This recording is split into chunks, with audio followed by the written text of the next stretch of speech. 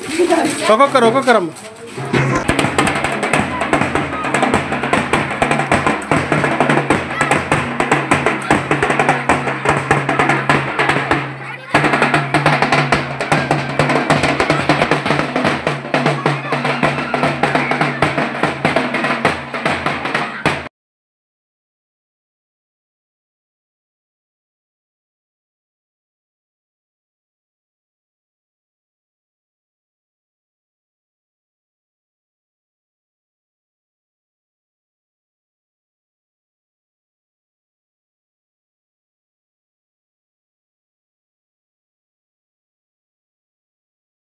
ఇలాంటి అవకాశాన్ని మీకు కల్పించినటువంటి ప్రధాన ఉపాధ్యాయులు గారికి మీ తరఫున నా తరఫున ధన్యవాదాలు తెలియజేస్తున్నాను. మేమే గెలవాలి అనే పోటీ అనేది చాలా కనిపిస్తుంది. ఏం చెప్పాలి మేడం, ఎలా చెప్పాలి, ఏం అడగాలి అని వచ్చి అడుగుతున్నారు. చాలా సంతోషంగా అనిపిస్తుంది. ఒక్కొక్కరికి ఒక్కొక్క బాధ్యత ఇచ్చారు.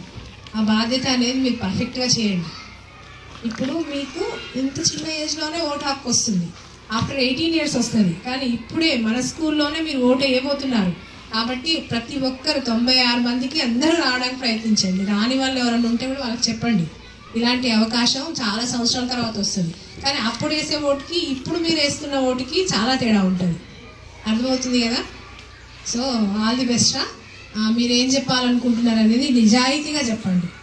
పర్ఫెక్ట్గా ఎలా చెయ్యగలమో చెప్పండి. కాంటెస్టర్స్ ఉన్నారుగా నిలబడ్డ వాళ్ళు చక్కగా చెప్పండి. మీరు స్కూల్లో మీరు ఎస్పీఎల్ అయితే ఏం చేస్తాను, డిప్యూటీ ఎస్పీఎల్ అయితే ఏం చేస్తాను అనేది చక్కగా వివరించి చెప్పండి. దాన్ని బట్టి సార్ అన్నట్టు మీలో మార్పు రావాలి. ఓటేసే వాళ్ళు కూడా వీళ్ళకే వేయాలి అని మారేటట్టుగా చెప్పండి. తర్వాత ఆల్ ది బెస్ట్ రా. Thank you sir. Master sir, my dear colleagues and dear children. Dear children, I must congratulate you on this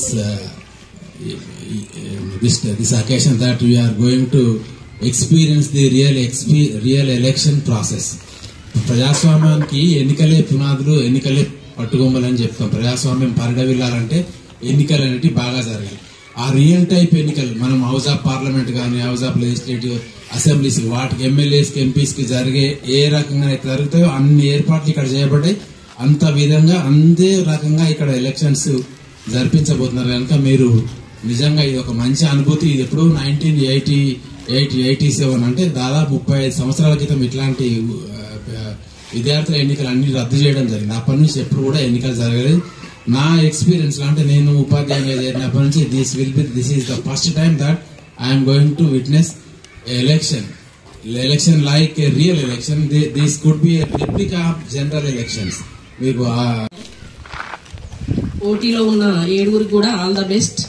చక్కటి అవకాశం నాన్న. మీకు పెద్ద అయిన తర్వాత ఇది చక్కటి మెమొరీగా ఉంటుంది. మాకైతే ఈ అవకాశం రాలేదు. నేను చదువుకునేటప్పుడు ఇంత చక్కటి అవకాశాన్ని ఇచ్చినటువంటి హెచ్ఎం సార్ గారికి థ్యాంక్స్ చెప్తున్నాను. అలాగే చక్కగా వినియోగించుకొని ప్రతి ఒక్కరు కూడా సరిగ్గా పనిచేస్తేనే సక్సెస్ అవుతుంది. కాబట్టి ఎవరి డ్యూటీస్ వాళ్ళు చక్కగా చేస్తారని ఆశిస్తూ thank you sir. My dear staff and my dear students, good evening to all. నానా, ఇది నిజంగా ఎక్స్పీరియన్స్ చేస్తేనే ఇది ఎంత బాగుంటుంది అనేది తెలుస్తుంది. ఇప్పుడు సార్ చెప్పారు కదా, ఓటు వేసేటప్పుడు వెళ్ళి ఓటు వేయటం, మళ్ళీ వచ్చినాక సిగ్నల్ చేయడము, ఇకిలించుకుంటా బయటికి రావడము, లేదా బయటకు వచ్చి నేను వాని కొటేసినారా వీని కొటేసినారా అని చెప్పడము, ఇట్లాంటి చిల్లరగా చేయొద్దు. అస్సలు చెప్పొద్దు. మళ్ళీ మనం వెంటనే 2 hours లోనే మళ్ళీ రిజల్ట్ వస్తుంది. కాబట్టి ఎవరికి ఏం చెప్పాల్సిన అవసరం లేదు. కామ్గా ఉండండి అంతే. ఎవ్వరు మీ ఫ్రెండ్స్ కాదు కదా, ఎవ్వరికి చెప్పకండి ఎవరికి ఓటు వేసినాము అని. సీక్రెట్ మెయింటైన్ చేయండి. రిజల్ట్ అయినాక అప్పుడు చెప్పుకోండి నేను వేసినా అనేసి. అంతేగాని రిజల్ట్కి ముందు మాత్రం ఎట్టి పరిస్థితుల్లో మీరు చెప్పుకోవడానికి లేదు. ఓకేనా? ఇక ఎవరైతే కంటెస్టెంట్స్ ఉన్నారో మీరు ఇక్కడ వచ్చి మాట్లాడేటప్పుడు మీ తరఫు నుంచి మీకు ఓటేయడం వల్ల మీరు ఏం చేయగలుగుతారు, వాళ్ళకు లాభం ఏంటి, మిమ్మల్ని గెలిపిస్తే వాళ్ళకి లాభం ఏంటి, మీరేం చేస్తారు స్కూల్కి సంబంధించి వాళ్ళకి సంబంధించి అనేటువంటి హామీని మీరు వాళ్ళకి ఇస్తూ దాని గురించి చెప్పండి. దేశంలో ఓటు హక్కు ద్వారా ప్రజాప్రతినిధులు ఎన్నుకుంటాం. మనం ఎన్నుకొని వాళ్ళ ద్వారా పరిపాలించబడతాం. ఇంతకుముందు పాతకాల క్రితం రాజులు ఉండేవారు. రాజరికంపై ఇప్పుడు ప్రజాస్వామ్యం డెమోక్రటిక్ కంట్రీ అయింది. కాబట్టి మనం వేసే ఓటు ద్వారా ప్రజాప్రతినిధులను ఎన్నుకొని మనం పరిపాలించబడుతున్నాం. ఇప్పుడు ఈ ప్రాసెస్ అనేది మీరు చూశారు కదా, ఓటింగ్ ఎలా చేయాలి, ఆ ప్రాసెస్ ఎలా ఉంటుంది, ఎలా ఎన్నుకోవాలి, అవన్నీ చెప్పారు సార్లు. ఆ విధంగా మీరు ఈ ఓటింగ్ సంబంధించిన నాలెడ్జ్ మీరు పొందుతారు.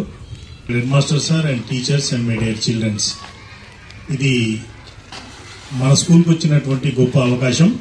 ఇక్కడ ఓటింగ్ ప్రాసెస్ లో ప్రిసైడింగ్ ఆఫీసర్ అని చెప్పింది కదా సారు, వీళ్ళు 5 ఉంటారా. Presiding officer, assistant presiding officer, polling officer 1, polling officer 2, polling officer 3. వీళ్ళందరూ ఎక్కడ ఉంటారు?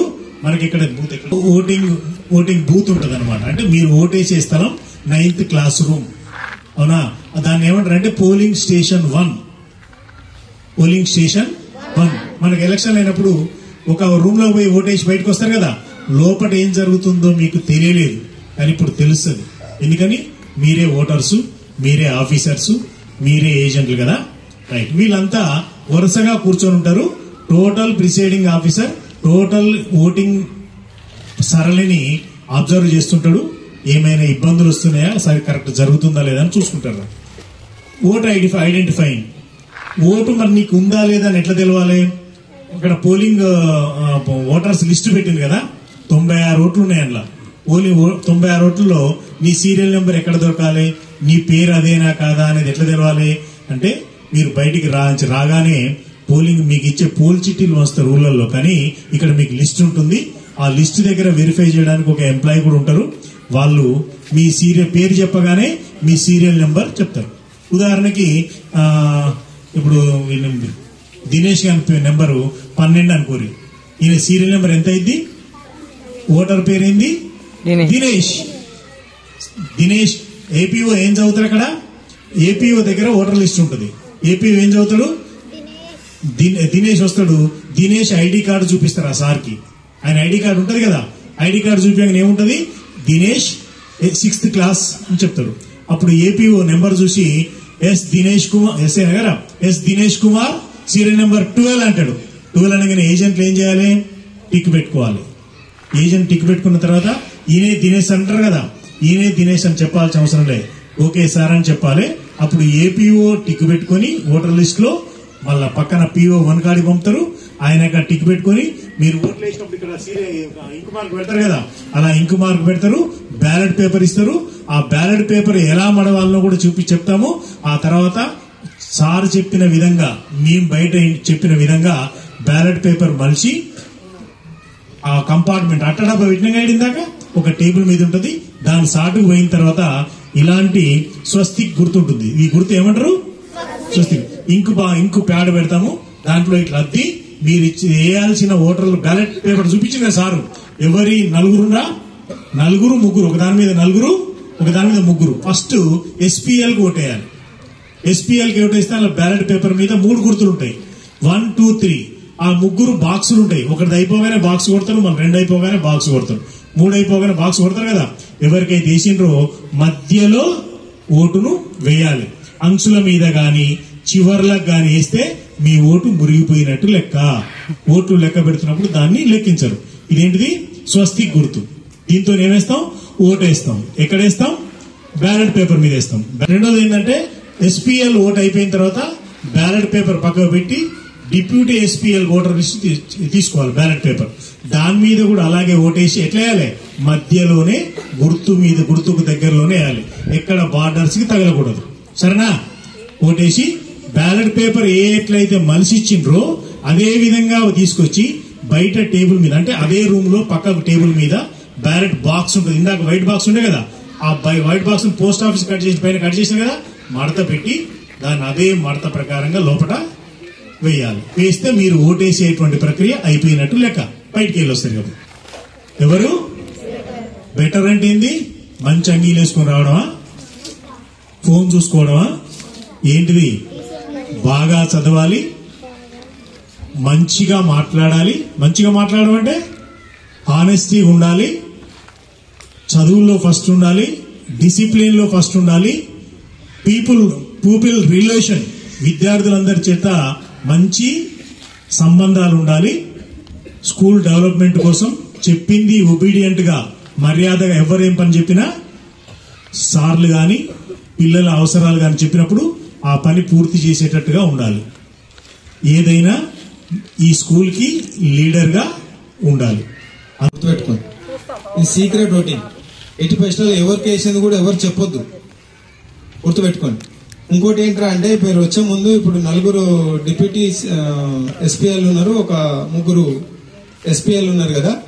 వీళ్ళు గెలిచిన తర్వాత 11th రోజు ఎలక్షన్స్ అవుతున్నాయి. మనం 12th రోజే డిఓ సార్ వస్తున్నాడు స్కూల్ కు.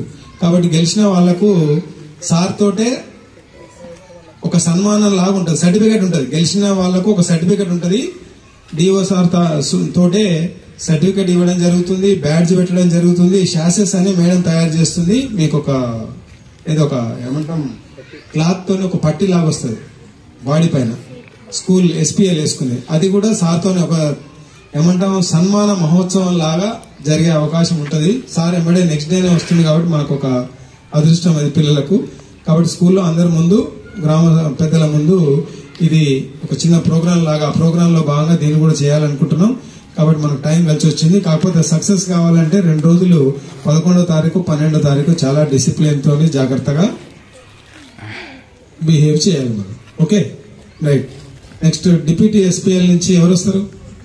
4 ఫస్ట్ మెంబర్ ఎవరు చూసిండ్రా? పేర్లు ఎట్లున్నాయో తెలుసా? ఆల్ఫాబెటికల్ ప్రకారం ఉంటాయి.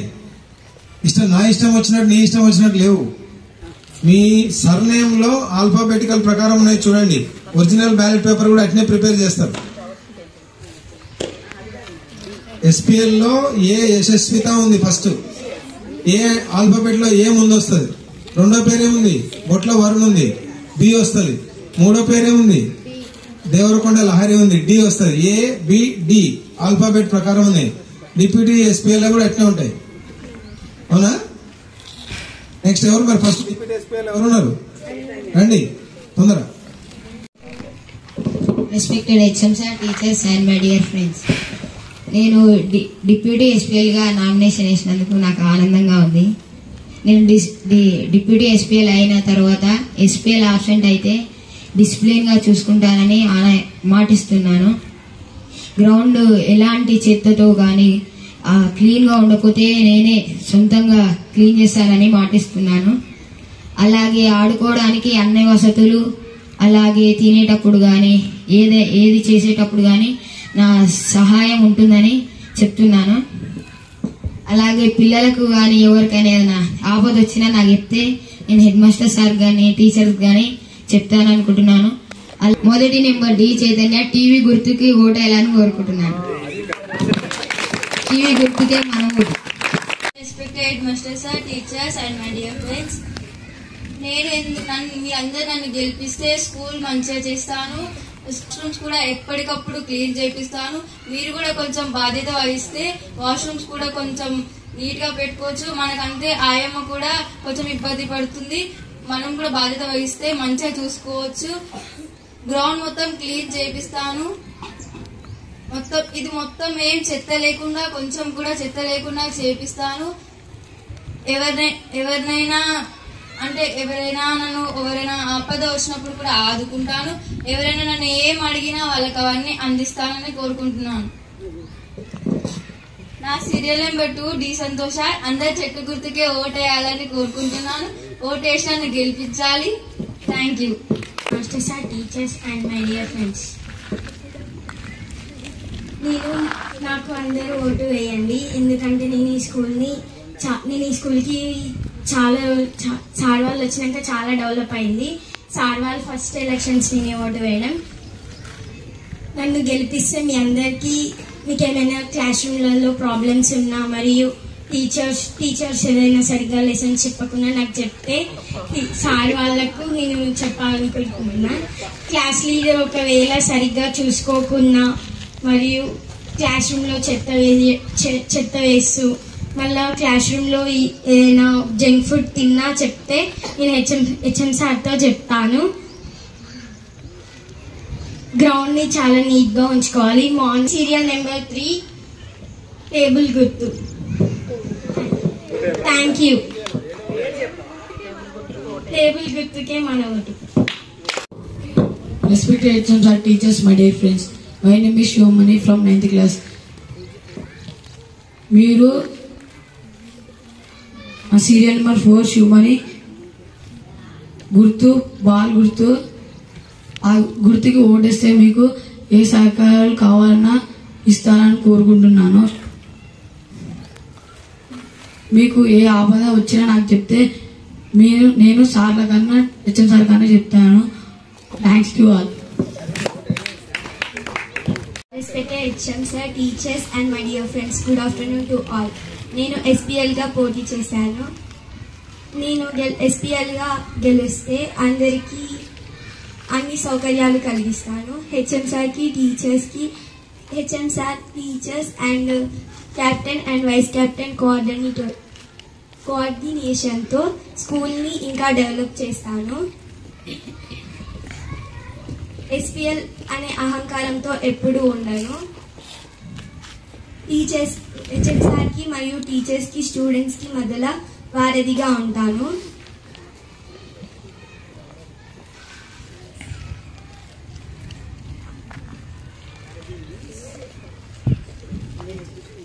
స్కూల్ పరిసరాలు చాలా శుభ్రంగా ఉంచుతాను.